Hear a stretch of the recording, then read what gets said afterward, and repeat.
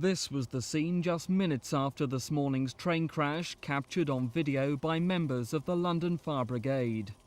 Of more than 200 injured, 15 were trapped for almost 4 hours. Some were pinned under metal seats. They were eventually cut free by the emergency services. A fleet of 20 ambulances and even double-decker buses ferried the wounded to hospital. A mobile casualty unit was set up at the scene to treat scores of minor injuries. Almost 1,000 passengers were packed on the rush hour train. Most were standing ready to get off when they were thrown to the ground. It stopped sort of real sudden. Then it went black. There was a lot of screaming and shouting. The chairs had come up and we was all right though, that's the thing. She called out me and I came out and there was my people sitting on the platform, cut up heads and whatnot. You know, it was horrible. The driver of the train has already told crash investigators he applied his brakes, but they didn't work. Passengers say they heard him shout the brakes had failed. The driver just got off and the brakes failed. That's what the driver said? Yeah, he said the brakes failed. Was he injured? No, he wasn't injured at all.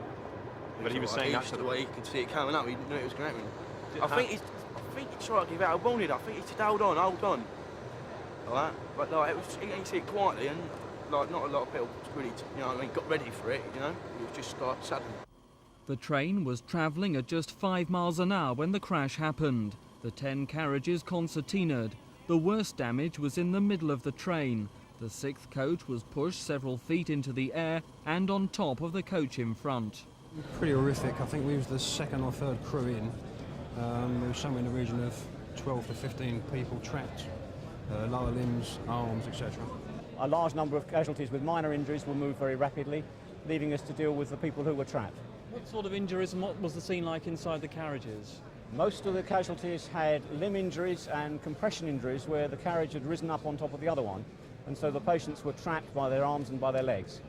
BR launched an immediate inquiry. As far as I know, and I haven't seen the driver personally yet, he had a normal journey from Sevenoaks to Cannon Street. He came over the points at the end of the station at about 15 miles an hour. He coasted slowly down the platform to about 5 miles an hour. And for some reason, when he put the brakes on, he hit the buffers. So basically you're looking at a mechanical error? We're looking at all errors. We honestly don't know. And you'll have to leave us to look at everything we can think of. And it's going to be done jointly with the independent Department of Transport Railway Inspectorate. And we shall not rest till we got to the bottom of this. Travelling on the railway is one of the safest modes of transport still. Despite these tragic accidents, it is still a safe way to travel. And those who use Cannon Street Station, those who use British Rail regularly, can, I think with confidence, continue to do so. For many, it was a lucky escape. Tonight it emerged passengers and emergency crews faced another risk. According to a notice on the train, it was lined with asbestos. Today's crash is the dread of every commuter who crushes into Southern Region trains. Already, Labour have claimed fewer people would have been hurt if measures to ease overcrowding had been taken. BR have described the accident as a 1 in a million chance, but they admit it should not have happened.